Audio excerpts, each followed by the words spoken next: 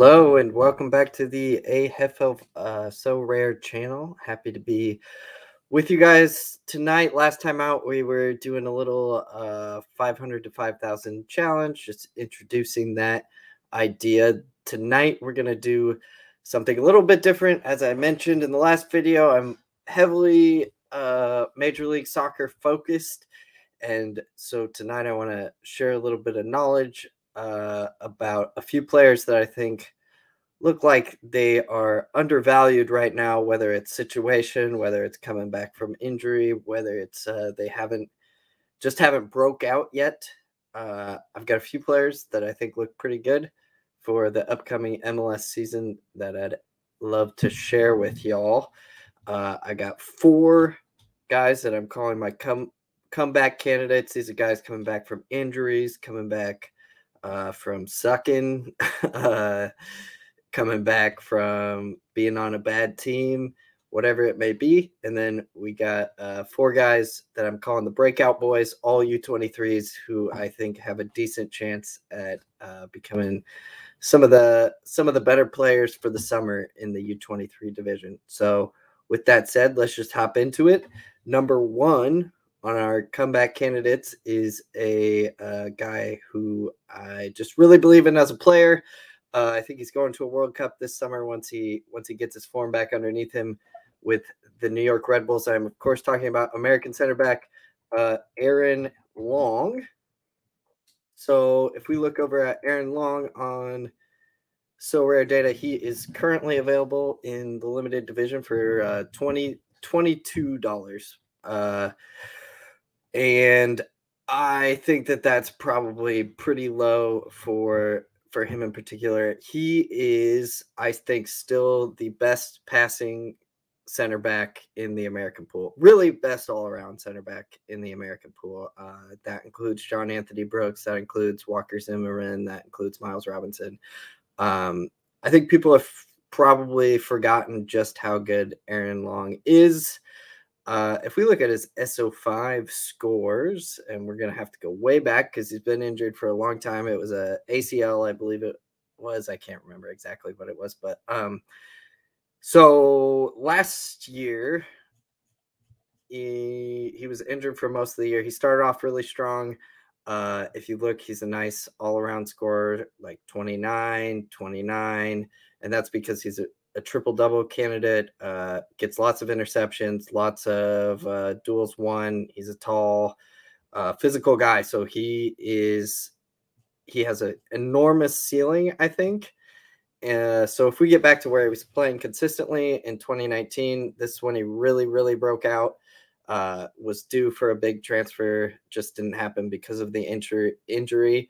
We're talking about a guy who's averaging damn near 20 points all around, which is humongous. And he does get into the box and can score goals on occasion as well. So he has a little bit of decisive upside there too. Also, New York's just a better team all around this year, I expect. They have their new coach, Struber, who brought in the pressing system. So he may even have a little bit of assist upside because they press so high that, he's going to be near the box at times and playing long balls over in transition moments.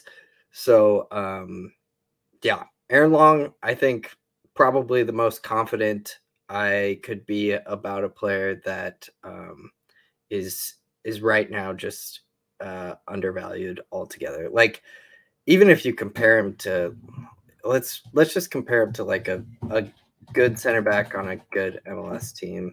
We'll go with Abubakar for Colorado because I know he's good. Danny Wilson. Apparently I spelled Abubakar wrong. Yeah, so he's slightly more expensive, $2 more. Danny Wilson does not have the upside of being able to play for a national team in a World Cup. I would expect Danny Wilson's price to also rise. And Danny Wilson is really just a last 5 sort of 60-point kind of guy. Although he does have pretty good all-around scores too. So, Danny Wilson maybe a a nice undervalued guy as well. Let's compare him to like someone who's just a big old scorer in Argentina. I know. Like I think he's this kind of player. Lautaro. With the ball at his feet. So let's just compare him. Yeah. So now we're talking about a guy who's like $89 at the moment. So I think that Aaron Long legitimately could be a last 15, like 60 kind of guy. So yeah, we'll leave Aaron Long there. I think I've made my case for a comeback candidate on Aaron Long.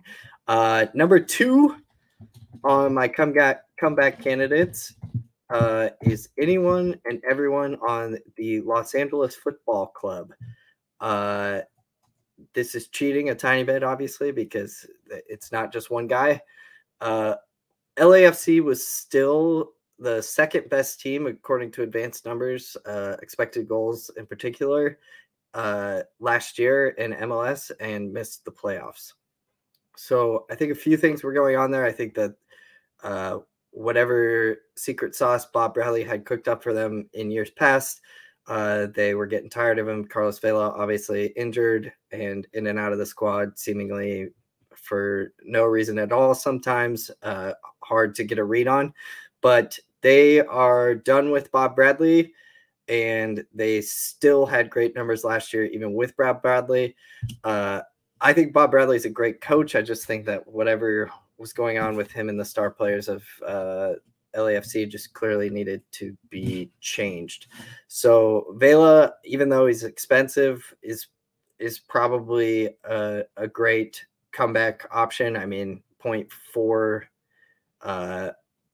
or 0.04 is much lower than he would have sold for had his limiteds come out in the time where he was, league MVP. Obviously, right now he was significantly less than that. But if you look at, some of his first sells, obviously people were expecting big things for him. And then it was just kind of a weird season. Carlos Vela is one of the best players in MLS history, probably the most talented player to ever play in MLS. Like, his peak is probably better than anyone's peak has ever been in MLS. So buying low on him right now before he's played after injury riddled season seems like a pretty safe bet. Jesus Murillo and Jesus Murillo is a good option. And then Eddie Segura should be coming back from injury this year. Eddie Segura is also one of the most talented center backs, I think, that has played in MLS ever. A young guy, a guy with legitimate international quality, could, break back into his international team once he comes back from this injury. Just an SO5 monster. If you look at him when he was healthy, we have a 79 on an all-around, no decisive, 86 with a decisive, solidly in the greens, 50s, 40s. He's a very good player and still growing as a player at 24 years old. So Eddie Segura, great option as well. So basically, you could tell me you bought anyone on LAFC, and I think that would be a good buy. I think they're in for a big bounce back here. The next comeback candidate, I have Emmanuel Reynoso on Minnesota United. Some people probably do not consider Reynoso a comeback candidate. He was pretty good last year, if not up to his standards. I think that this is like a Carlos Heel type of player. He is one of the pure number 10s we have in MLS. Basically, everything good that Minnesota does goes through Reynoso. He will have a full year with Minnesota's new front line with Fragapane and Adrian Huno. Fragapane seems like a terrible dick of a human being, but is a significant upgrade on their previous forwards. And so I think Reynoso starts to get a lot of assists. He was an assist leader previously in MLS. near league MVP previously in MLS, can score free kick bangers. He's really, really comparable player to Carlos Gil, I think, in a lot of ways. And we know how Carlos Gil scores. So let's just look at what Reynoso used to do on a consistent basis. So this would all have just been in, the previous season of MLS that I'm talking about. That was just a down year for him, and we're still, consistently up in the 80s. Let's see what we got all time. Yeah, so he went on a run here in the 2019-2020 season where he goes 83, 71, 100, 77, 92, 70. So provided that Minnesota does not start off historically bad like they did last year, I think that Reynoso is in for a bounce back year into the MVP sort of conversation and is available for $42. If we compare him, let's see what we got for a similar player here. So these are probably based on last 15. Let's go based on last 40, just to give us an idea of some guys that are kind of in his class. So we're talking about Wendell, 0.088, Rusnak, 0.088.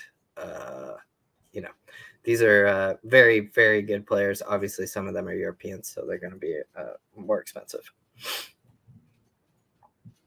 All right, the last one is probably a little bit with my heart, but I still believe in Jozy Altidore. When he has been healthy, he is the best striker in U.S. history. People are going to be very upset about that. He has basically, when he's healthy for the U.S. and in MLS, has basically been a goal every other game, which is a very good record for a forward. And right now he does not have a home. And I guess technically he's still on the books in Toronto. They are trying to get rid of him. I hope that they do get rid of him. I hope that he comes to the Colorado Rapids, who desperately need a striker, number 9. And if that happens, I think that he will be a guy that gets a goal every other game again, as long as he's healthy. And he goes to a contender. I think that there's quite a few teams in MLS who could use Altidore, who are basically just a number 9 short of being, one of the best teams in the league. Colorado comes to mind. Orlando comes to mind. And so if he gets a transfer to one of those clubs, I think his potential is quite high. I also think he could go to Mexico, is something that has been thrown around a little bit, maybe somewhere in South America. Obviously, those would also be fine moves for him. I think that he is a good enough player to score goals there. If he moves somewhere in the Middle East or something, you're obviously in big trouble because the Middle East is not covered by Sorare. But I think he's worth a punt at $12. That seems outrageously low for a guy who, when he was on, is, let's see, all time. Let's go back to when Toronto was very good. When he was on, a goal. He's a goal. He just gets goals. He scores goals. He's also a very underrated passer, always has been throughout his career. When he plays with his back to the goal, he is the best back to goal player the U.S. has ever produced. People hate him because he has been injured a lot. He is vocal. He is on the wrong side of politics for a lot of people. There's a lot of reasons that people don't like him. None of them have to do with what he could do for a Sorare team. And I think that he's worth a shot at $12. All right, let's get into the Breakout boys. These are some U23s that have not come on yet. Obviously, I'm going to skip over the guys that you have heard of, the Caden Clarks, the Georgi Mihailoviches, all those guys. They're already established. You know who they are. They're some of the best U23s during the summer. Jesus Ferreira. So let's look at the guys who I think don't have a full role yet, but if they have a full role, are due for a very good season. Number 1 is Paxton Pomykal. Paxton Pomykal was once thought of as the best player in his generation, coming out of MLS at least. He is a central midfielder who wants the ball at his feet throughout the entire game, which is obviously great for Sorare scoring. We're looking for guys who complete lots of passes, who make penalty entries, who don't give the ball away, and that is Paxton Pomykal. He is one of the best pure passers of the ball at his age that I've ever watched in MLS. The problem is he's just been injured for most of his career so far, and that's basically it. Last year when he came back, his coach played him on the wing. I have no idea what the hell that was about. That's insanity. He is a pure central midfielder. You can play him at 8. You can play him at the 10. I think he'll probably play at the 8 this season because they have Jesus Ferreira as well, who probably plays at the 10 or false 9 and then gets a little crowded. But Paxton Pomykal, if he stays healthy, I think is due for a big breakout year. Like, I think that this guy has Georgi Mihailovic kind of scoring potential. Like, he can be that important to a team. He can be, their main link between defense and attack. And we know that, Georgi scores in the 60s pretty often. So Paxton Pomykal at $20 right now, very, very worth it to me. My next breakout boy, we have Deiber Caicedo. Deiber Caicedo is a nasty, nasty little player. He dribbles with a ferocity and loves to beat people one-on-one and get after the goal, cutting in from the wing.